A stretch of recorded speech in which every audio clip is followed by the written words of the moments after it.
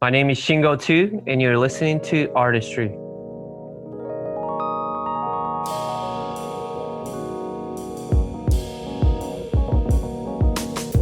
Welcome to another episode of Artistry, where art meets industry.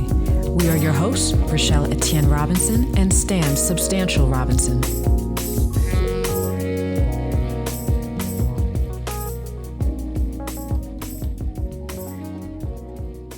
All right, and welcome back to another episode of Artistry. Today's guest is international hip-hop artist and producer, Shing02. Shingo, welcome to the show. Thank you for having me. What an honor. Thank you. Peace, Thank you. Appreciate you being here. Mm-hmm. Born in Tokyo, Japan. However, you spent much of your childhood in Tanzania as well as London. Mm-hmm. What do you remember most about that time? Oh, yes. I remember everything about Tanzania like it was yesterday. Wow. And those were definitely my formative years.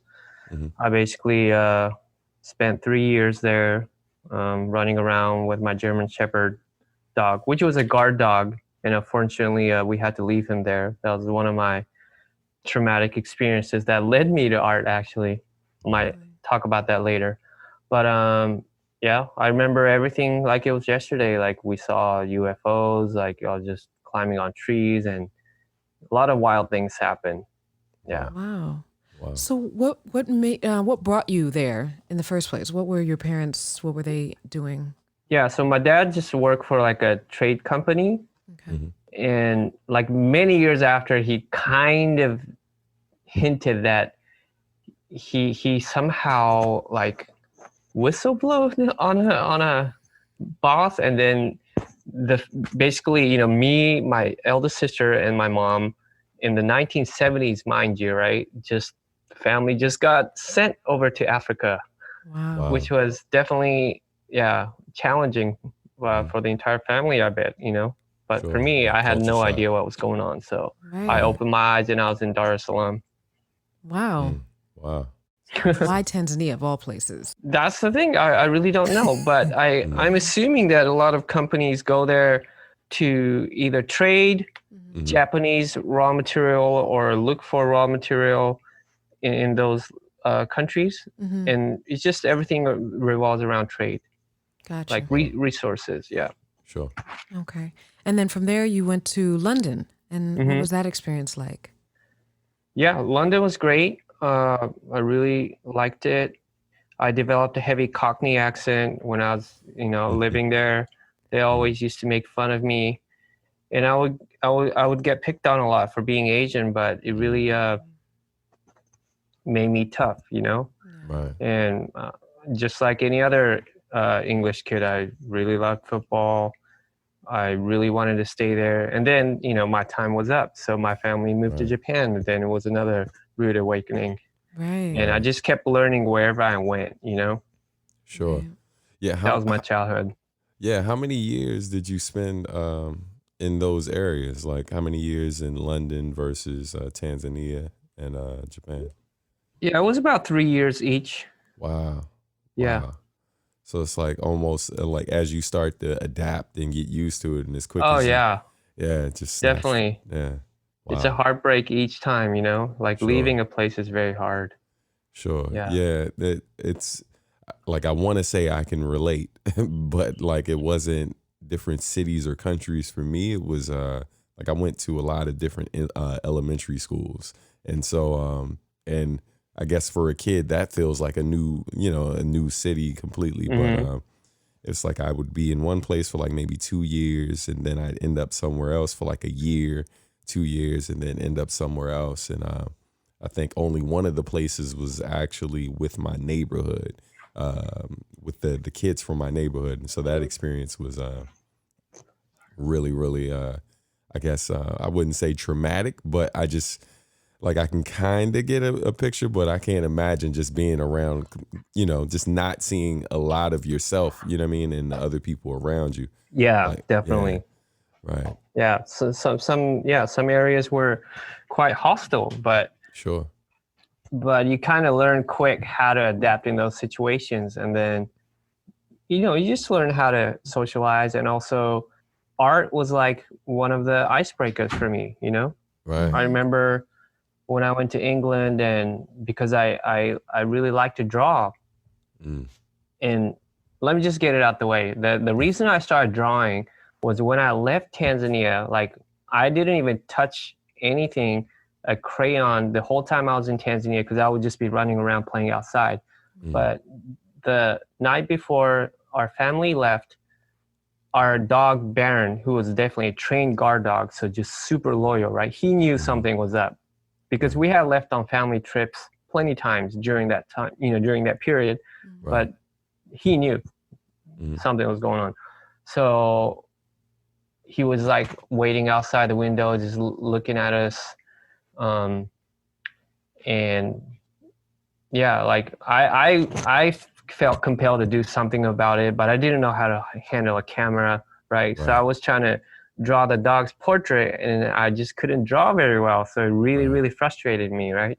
So that's when I started drawing. And then during the few months that our family was in Tokyo before we moved to England, like back then we used to get just a lot of flyers, various flyers in the mail, and it'll be blank on the other side. Right. And me growing up in Africa, I'd never seen blank sheets of paper before, like so white. So I was like, what is this? Just so white and so plain. So I would just like draw on it all day, and then I became pretty good at it, So by the time I moved to England, one of the first things, this is all coming back to me now, but one of the first things I did was like I started drawing like little mazes for people to solve. Yeah. Right. You know what I mean? Yeah. Right. And it had some characters on the outside, and I just started passing them out, and they just loved it, So that was one of the ways I was able to befriend a lot of people in my elementary school. That's a great story. Yeah, that's awesome. That's really awesome. Yeah, I mean, one of the reasons why I always love when we have our guests on the show to really speak to, their formative years, because a lot of times it's not something that we have to constantly think about every day. And so when you get started, you're like, oh my God, I totally forgot about that. I even did that. So thank you for sharing that. And so after London, you returned back to Japan. And then right around, I would say, when you were 15, you moved to the States, to the Bay Area. Right. Yeah. And then you enrolled in the University of California, Berkeley. Tell us about that. I was a electrical engineering and computer science major. Really? Okay. Yeah. Okay. So the reason our family moved to the Bay Area because my dad started working in Silicon Valley. Okay. So just off of, just on the strength of that, my dad was like, why don't you apply for engineering, and artificial intelligence is going to be a huge thing. So you might want to learn computer programming, and I was just a high school kid, I just liked art for sure. But I was like, what the heck, I'll just apply to Cal, because my older sister was going to UC Davis at the time. And I did get into UCLA and other schools in Southern California, but my parents wouldn't even like allow me to entertain that idea because they were leaving, right? So they're like, no, just, stick close to each other. Right. So my parents kind of convinced me to go to Cal, but that was their downfall. I never was right after that. Oh, wow. Wow. So my dad always makes fun of me. Like, he regrets two things. One was to take me to Africa, and the second one was to recommend me to go to Cal. Really? Well, yeah. Why did he regret it? Oh, he's kidding, because I'm a hip hop musician now. Gotcha. I had I didn't want to assume, but I was like, I feel like hip hop might be what you were hitting toward. Well, that's his theory, because we did inevitably listen to a lot of drums everywhere we went. Like, without being cliche, it is true though. Yeah. Right. Yeah. We had drums at the house, and that was our entertainment. Right. Gotcha. So during your time in school, and of course in the Bay Area, is when you were first exposed to hip hop culture? Right. So when I was in London, the only extent I felt anything remotely hip hop was through Michael Jackson, you know, and you know what I mean? Beat It and that kind of hype. Like breakdancing was really great, but I never really had exposure to rap music when I was in England. Really not much. And then all throughout my years in Japan, I was completely sheltered from anything American pop. And ironically, the only thing that was big in Japan was Michael Jackson. Right. This was like a Thriller years. So they would actually play it on the school TV. You know, he was that popular. Wow. Yeah. But I was very just into being Japanese, you know, and it was like being in the military, you know, they're so strict over there. Like you can be in the 3rd, 4th grade and you have to run assemblies, and you know, I just got sucked into that whole thing, you know what I mean? Right.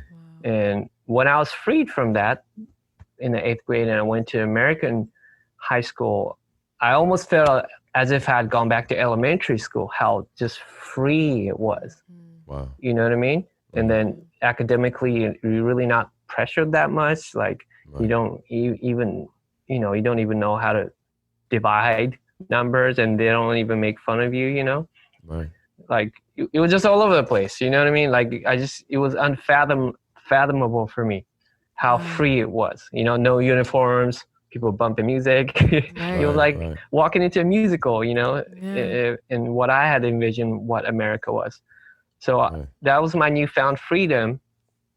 And yeah, I just went back to being a kid again. I started drawing and playing sports, and I just enjoyed my high school years. And that's kind of when hip hop came to me, just through radio and friends. But I never really attempted to do anything other than through art. Right. Because of your exposure to so many different cultures, of course, your own people's culture, and American culture, African culture, European culture. Before you even started rhyming, how did that exposure inform your creation in terms of art, and then later music? Like how did you pull from those influences, I guess?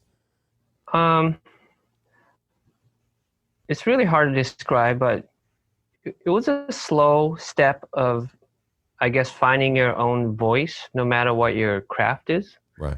Because I still feel that, you know, like my first love was art, really, to express myself through art. And you kind of have to be an introvert to do that, I think. And, you know, I just loved entertaining people, but really through my work. And, you know, I was never like the class clown, but I would always make something that'll make people laugh, or I'll put on the good plays. And even though I was a class president in 6th grade, I would have to like assume certain roles, you know, the studious role, but I would also be inclined to do activism, and then, you know, use art. And it was all about combining different elements that really appealed to me when I first got into hip hop.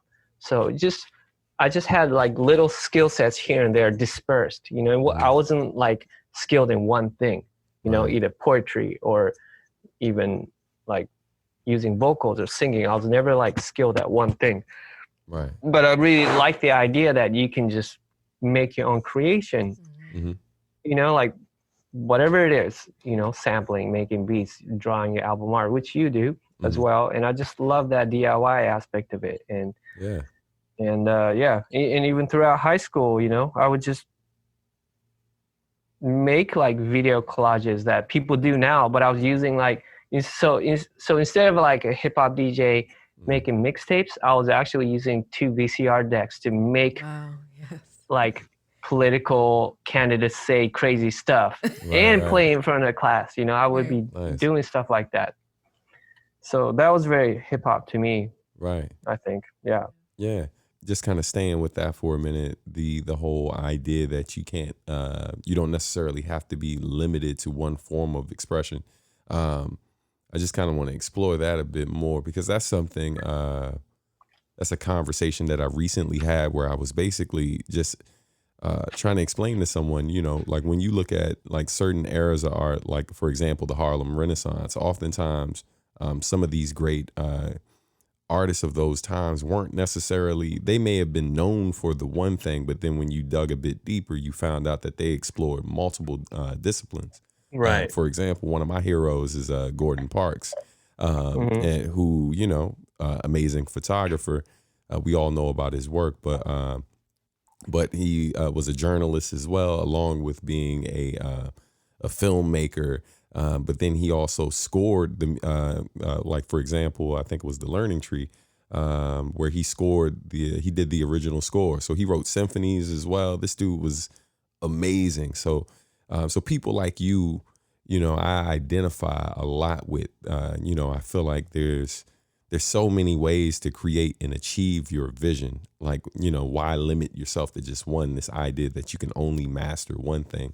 I feel I feel like it's very much putting ourselves in a box, you know? Yeah, I think the good thing about that is when you think of any old idea, whether it's like a pun or whatever, you know, whatever that sparks you, you immediately think, what is the most effective way to convey this idea?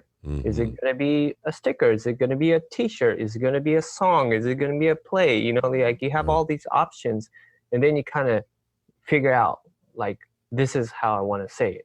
You know what I mean? Right. And that's, I think, is very important sometimes, you know? Because, you know what I'm saying? Like how we write a song, for example, but sometimes it might be more effective in other mediums. Right. And then sometimes you can't find the instrument you want to find. So then you like kind of put your own twist and make your own instrument, Shingo. You know, like, so tell me about that. I remember being on tour with you and seeing you pull out this device, this machine, and you doing some amazing things with it. And it's funny, I never got a chance to really ask you about that. But I remember hearing something about you playing a role in the development of that, not just picking that up and playing it. So can you tell us about that real quick? Sure. So that was called the Vestax fader board that probably came out late 2000. So it was in development for a few years.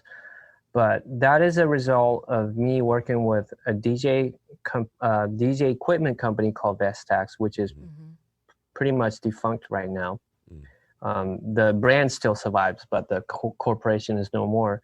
And they were active in the Bay Area turntablist scene, you know, led by the likes of DJ Qbert, D-Styles, Apollo, Mixmaster Mike, you know, the whole nine, the whole culture of turntablism, which is mainly, you know, juggling and scratching and just using your hands and being dexterous on the decks, right? Right.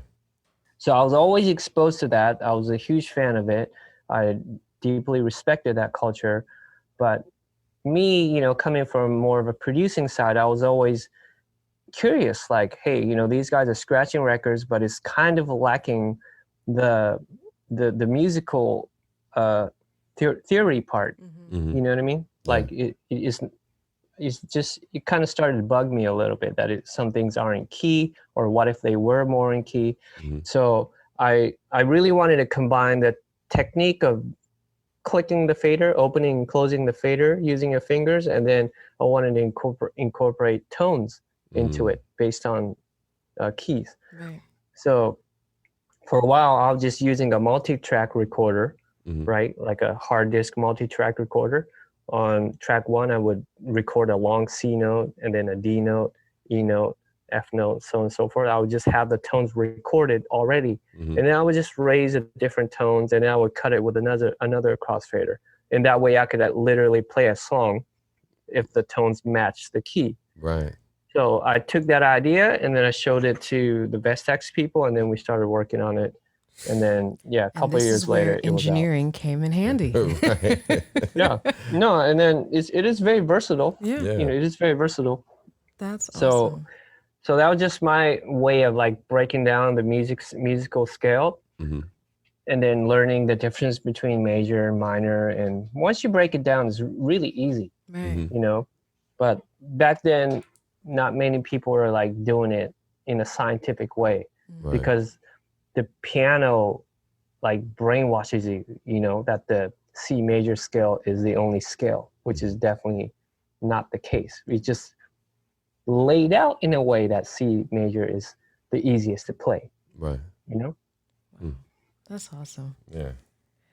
So speaking of still staying in the Bay Area, this is when you were first also exposed to civil rights groups, as well, like the Black Panthers, as well as Asian American activist groups. What first attracted you to activism? So I have a good episode for that. So I went to high school in a place called Menlo Park.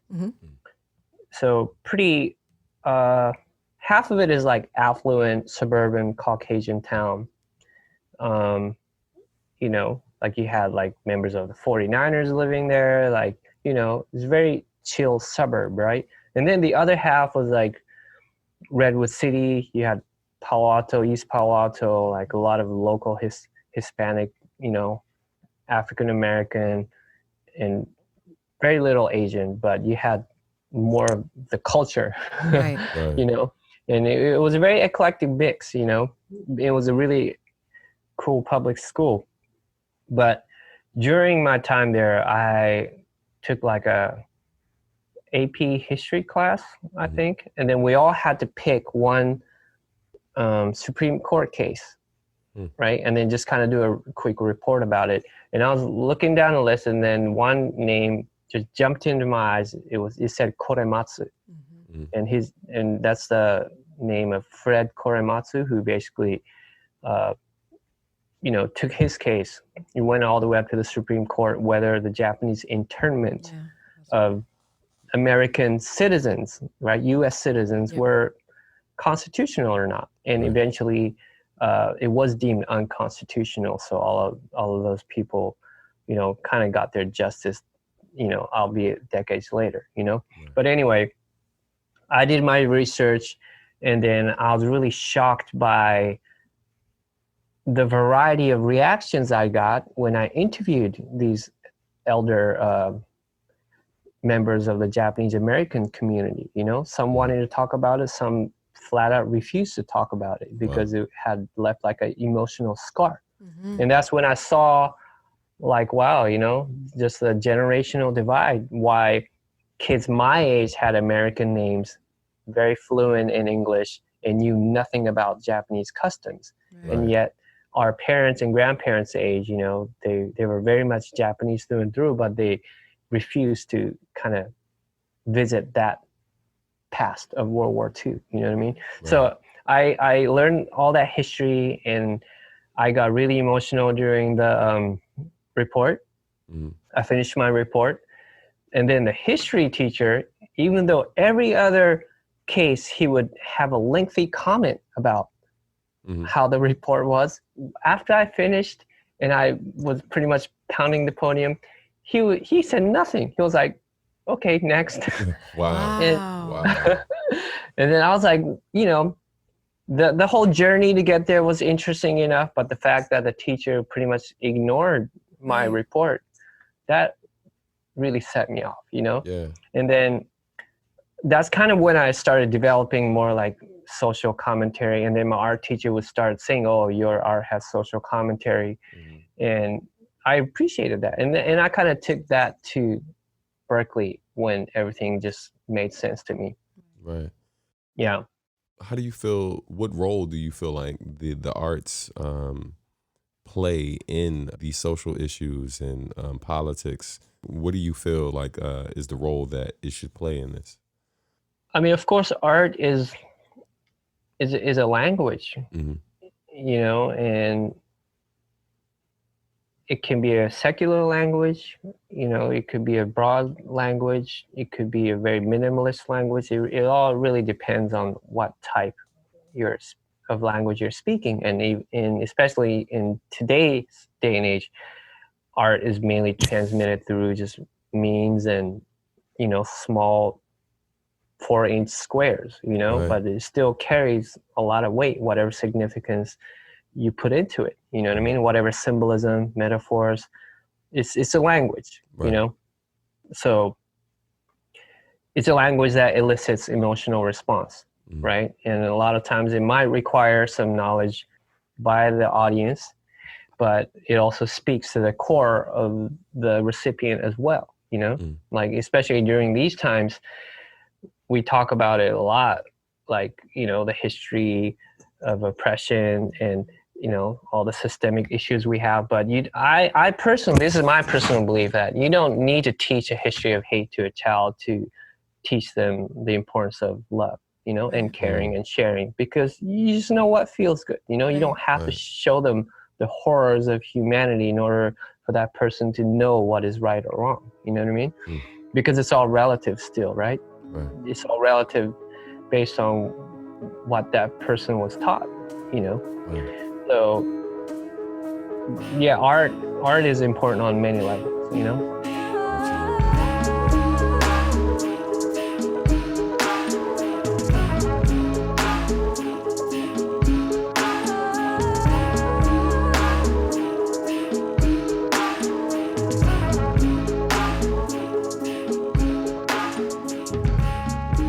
You are best known for rapping Battlecry, the theme song of the hip-hop influenced anime Samurai Champloo, which was produced by the late Nujabes.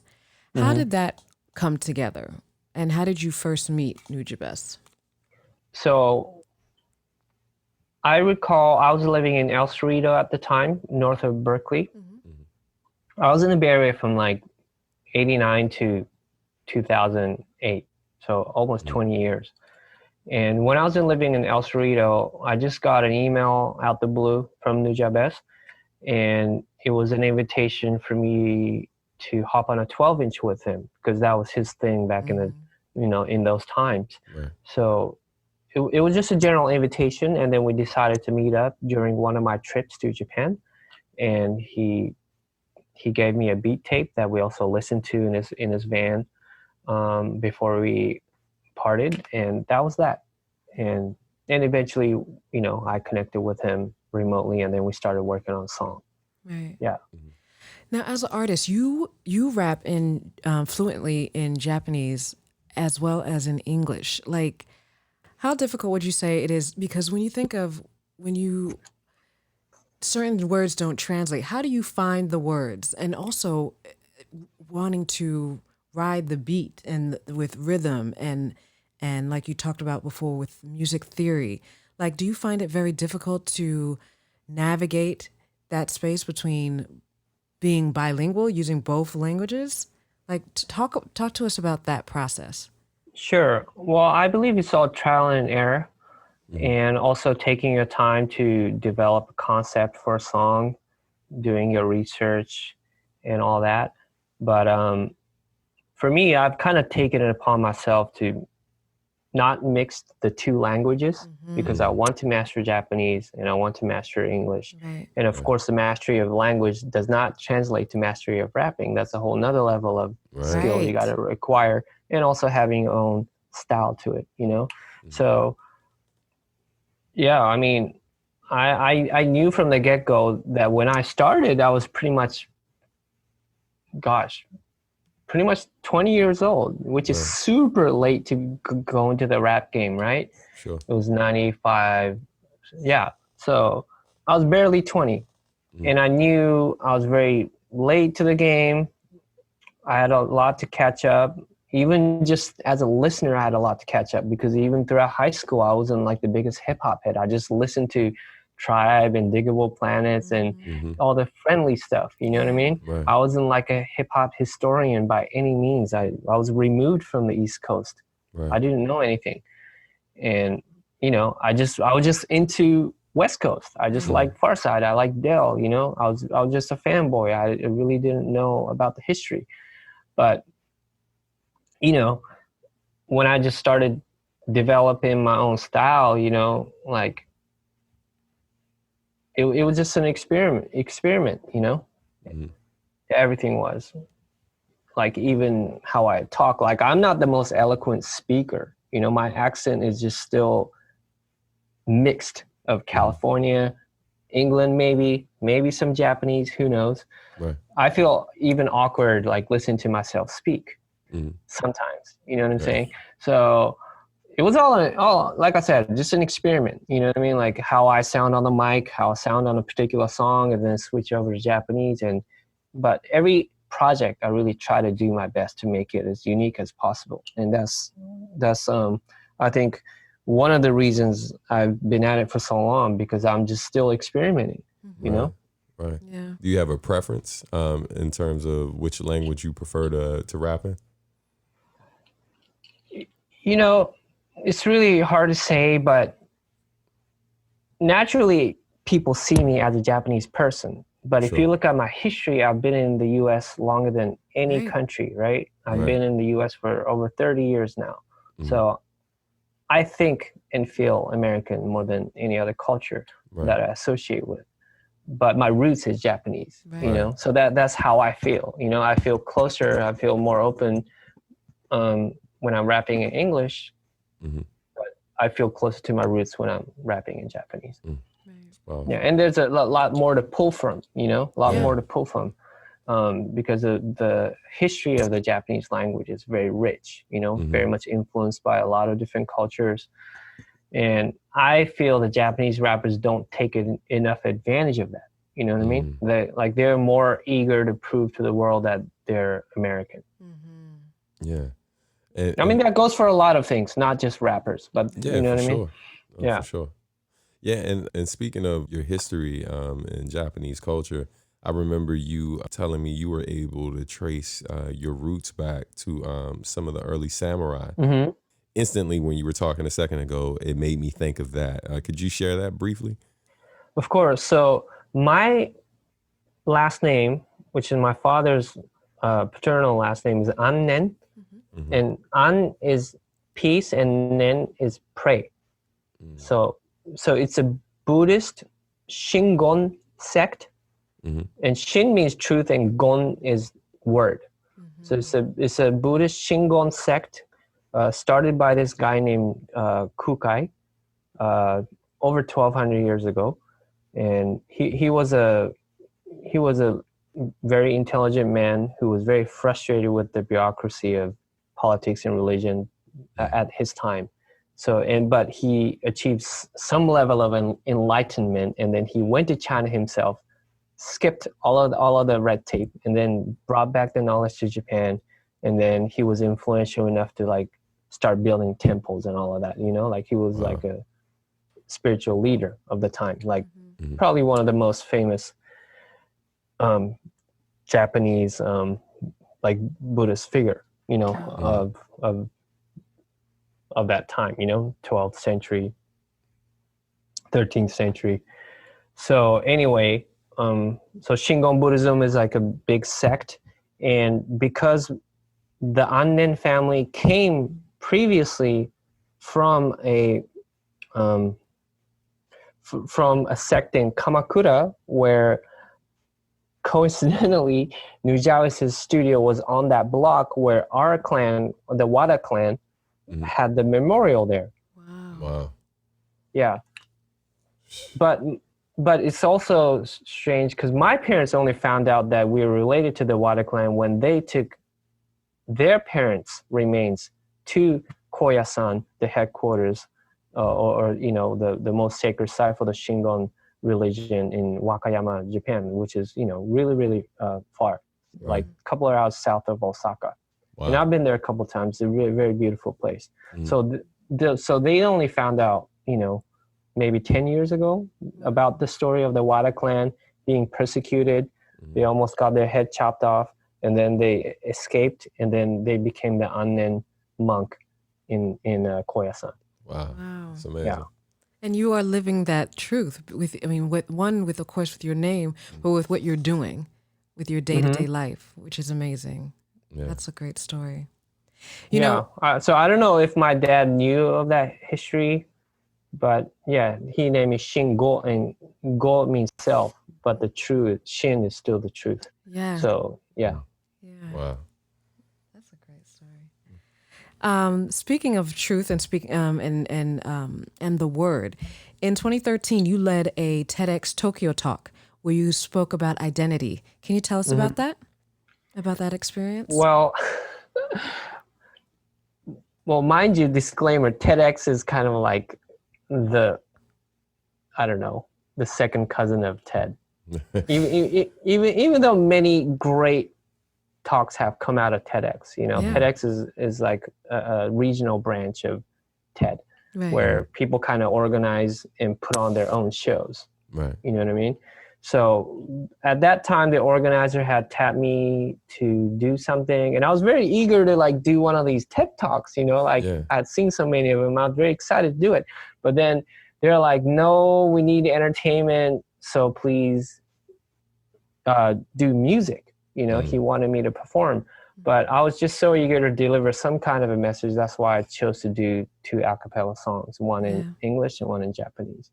We are currently, as a nation, as a world, we are experiencing some very interesting times. One with the pandemic, and most recently with the protests that have been sparked by the recent police killings of George Floyd, Breonna Taylor, and Ahmaud Arbery.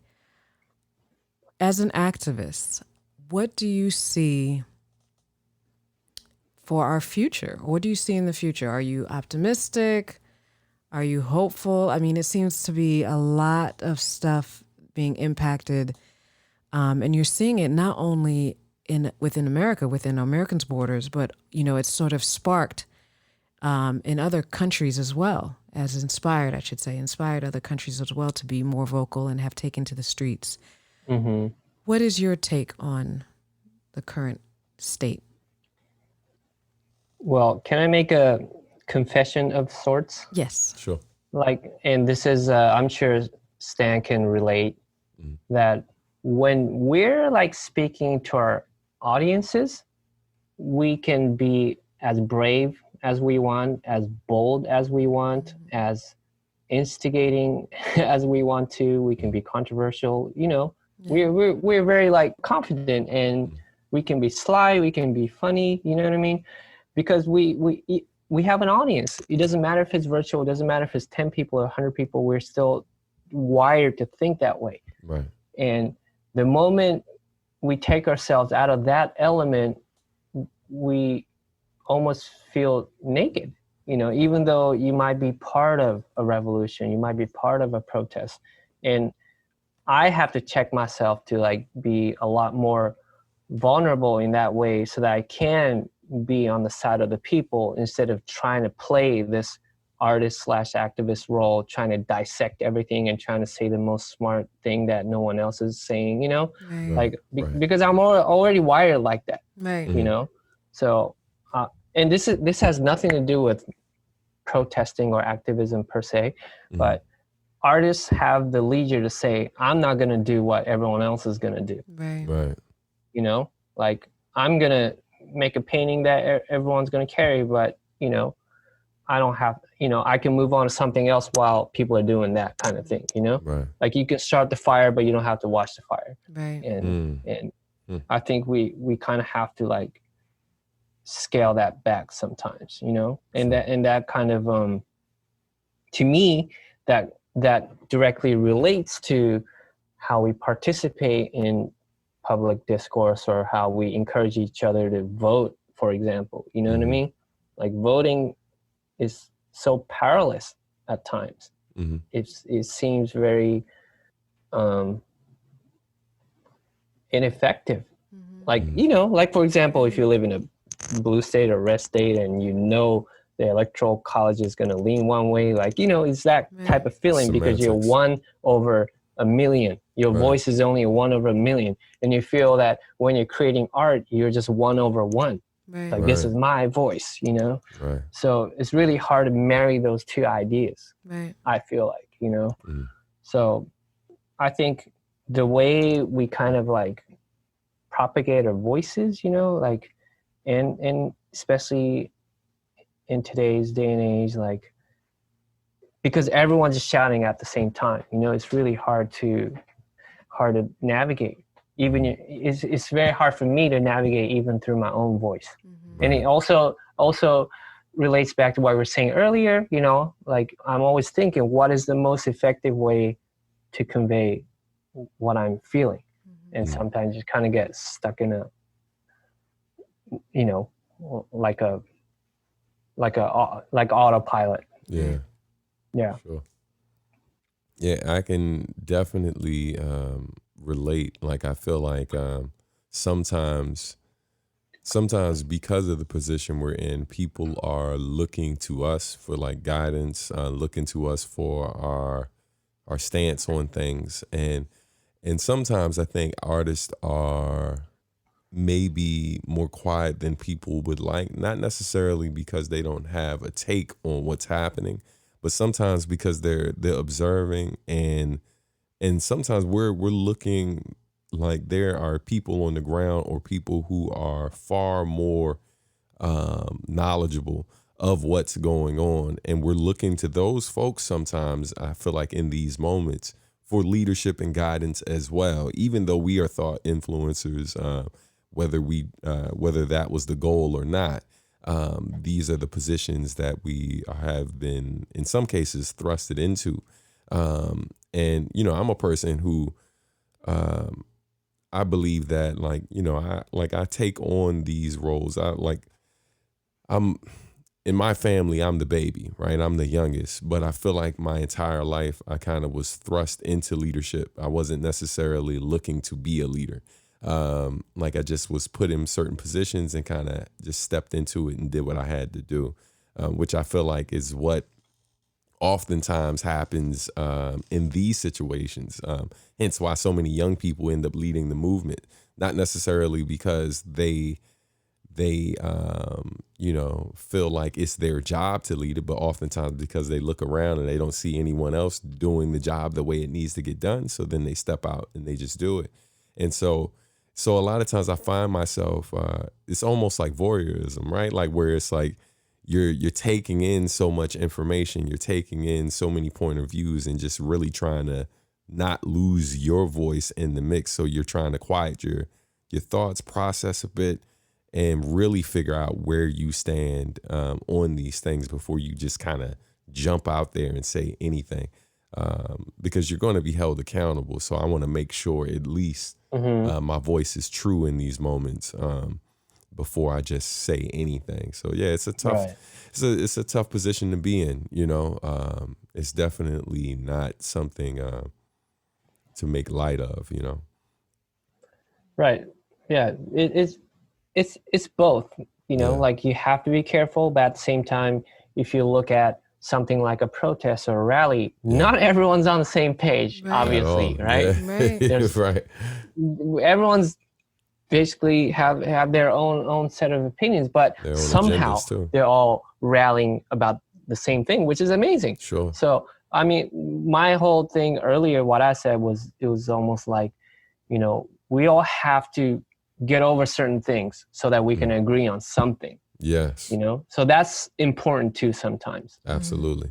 Yeah. Absolutely. Yeah. You have been described as addressing important issues from Japanese ethnicity to sexual exploitation to the education system. Very much a critic, or provide critique of Japan and Japanese culture. How has that been received by your native country when you speak to certain things happening in Japan culturally? Well, over the years, the main big projects I've tackled one is nuclear energy. I've done extensive research and talks and presentations about the dangers of nuclear energy, basically. And pre and post Fukushima, I was very active in that. I've dedicated many, many hours of research, even traveling around the world, just going to libraries and uncovering, documents and books that people had forgotten about. So I've done many presentations on that. And then I've also done extensive research and talks about the Japanese Constitution, which is still very much a hot button topic, whether, Japan wants to reformat their constitution, because there's this whole controversy that the U.S. basically wrote it for them while they're being occupied. And So yeah, I've done a lot of activism regarding that.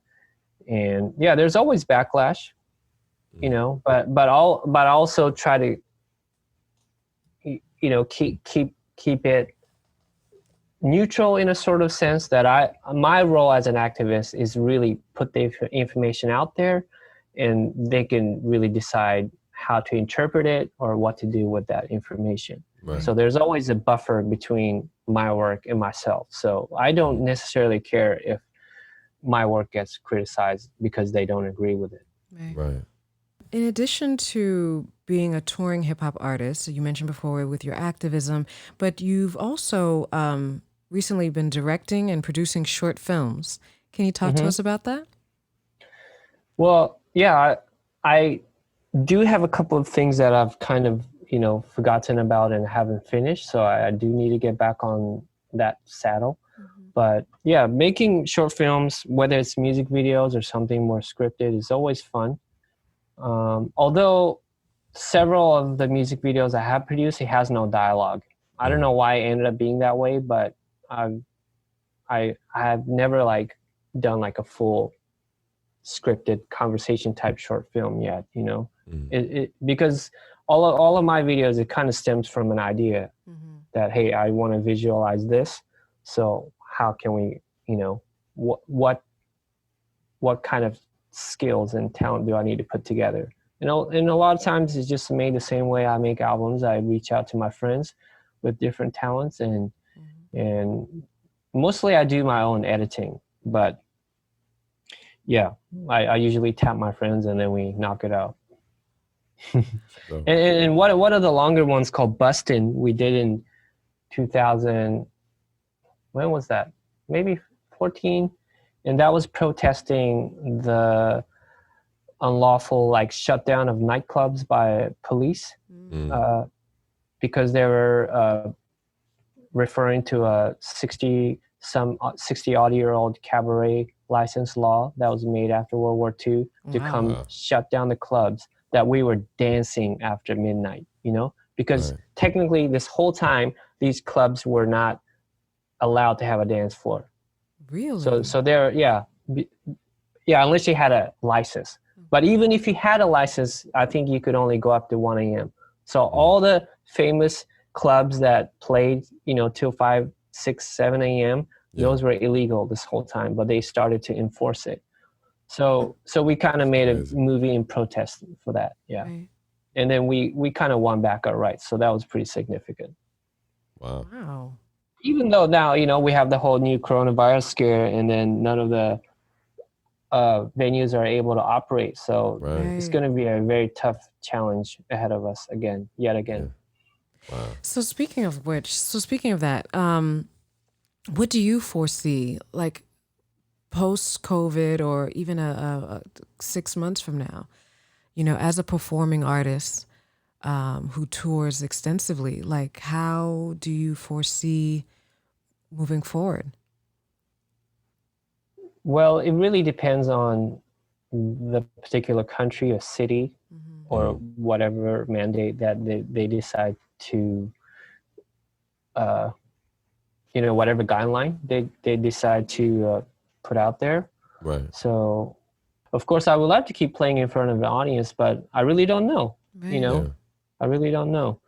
Yeah. But my main focus really is education. You know, I've like ever since I came back from tour in March, I did mad amounts of research. So I know exactly what the pitfalls of the PCR test is. I really, I read all the papers. I read all the initial diagnosis of the patients. I put a graph together, you know, what the patient curve is. And I know it, you know, in and out. And a lot of this information is just like coming out months later now. You know, now I just read something yesterday that COVID was around in the US in December. Right. You know, and that was like unthinkable like a few months ago. They would vehemently deny something like that. You know? So anyway, my core message, you know, along with my friend Dr. Shimon Kamei that I work with, is that we have to be a lot more conscious of our immune system. You know what I mean? Because you can't just blame everything on the virus. And a lot more people are saying that now, that your body as a terrain is a lot more important than what the virus is going to do to you. It's more like what the virus can do to you, you know? So of course it's horrific that in a lot of situations that people are turning for the worse, but there has to be a certain explanation why that is, you know? And also there has to be an explanation why majority of the people can get over it, you know? And and what people fail to report is that even during these quote asymptomatic infections, people are still producing millions and millions of viruses and still holding it and not being affected by it. So what does that mean? You know, it is your body of actively producing them, passing around in your body and acquiring the immunity the natural way, the organic way. So that's actually, it's interesting that you bring that up. I mean, not being a scientist, but one of the things that we say, even with children, is that you don't want to keep your house, for instance, sparkling clean, because then you want your child or anybody, you want them to be able to fight certain diseases off. And now with everybody with the gloves and the hand sanitizer and and the mask, which is all great, and we should be using that to protect ourselves. The fear that I have, or the concern rather that I have, is that now we're certain things that we are exposed to on a daily that we are naturally fighting off. Now we won't have that because now we're being proactive or too clean and too preventative, and that, our body may not be able to fight off what we used to be able to. Yeah. Yeah. I mean, to get into the nitty gritty, the world of microbes is a whole universe in and of itself, and I personally believe the establishment, they purposely want you to confuse bacteria and viruses. They're not the same thing. You know what I mean? And most likely it's probably better not to have so much consumption of random bacteria because they can wreak havoc on you. They can lead to infection that's unnecessary and is avoidable. But viruses is a subgroup that is altogether, they behave differently. They're more like communication agents between cells and in between bacteria.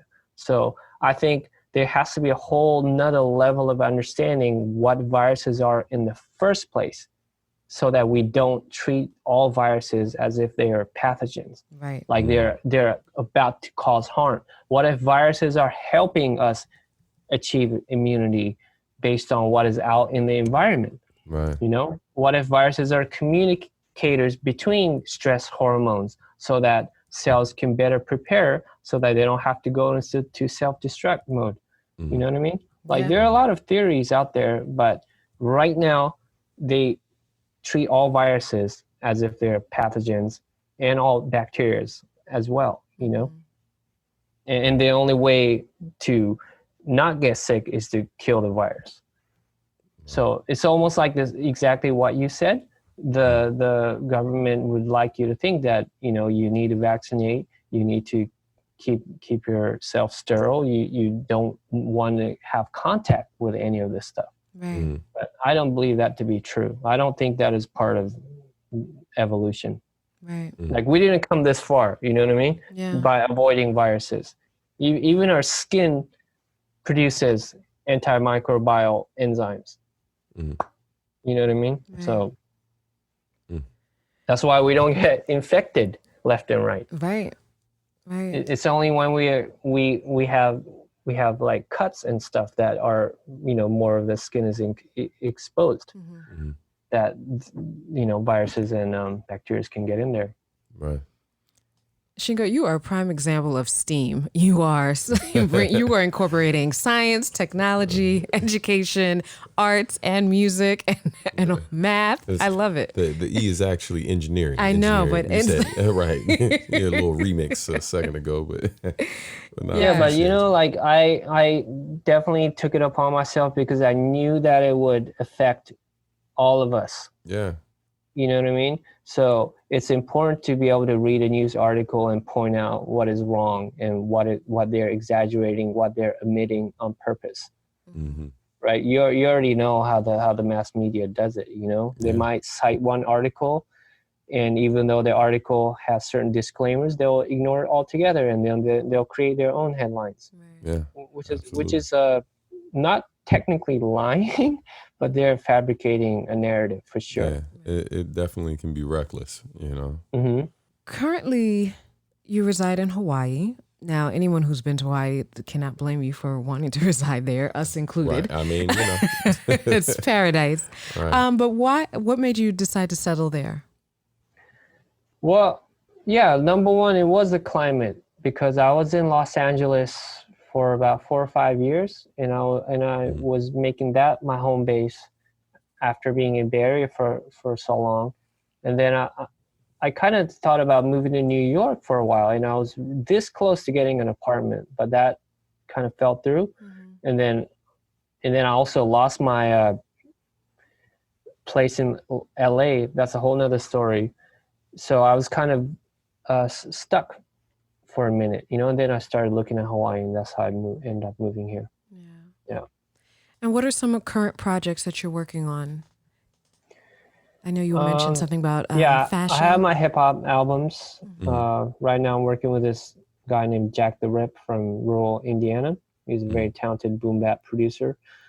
I'm always working with my man DJ A1, Spin Master A1. He makes he's been on this whole tear of using Japanese samples and creating albums based off of that. He's probably 3 or 4 albums deep now just doing that. Mm-hmm.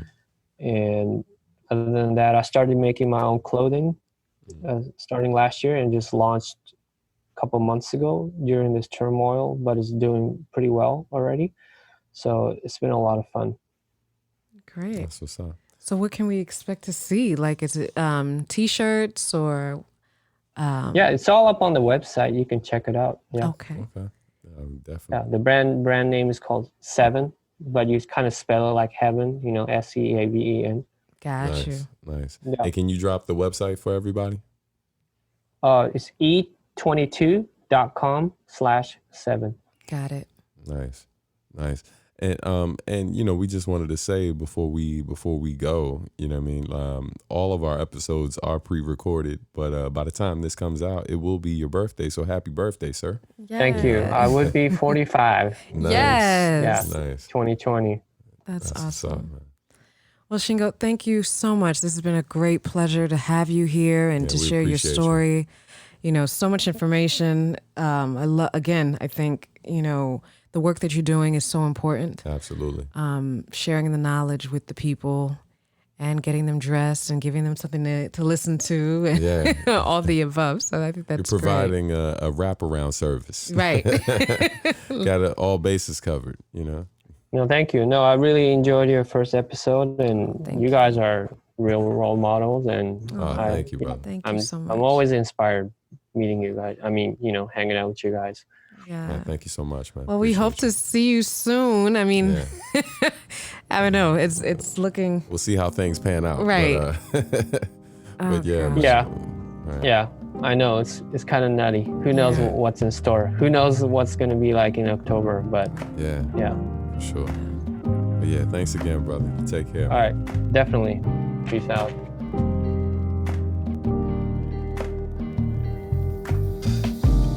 Thanks for listening to Artistry, where art meets industry. This podcast has been brought to you by Substantial Art and Music. For more information, please visit www.subartmusic.com. You can also follow us on social media at subartmusic. We'll see you soon, but talk to you sooner. Peace.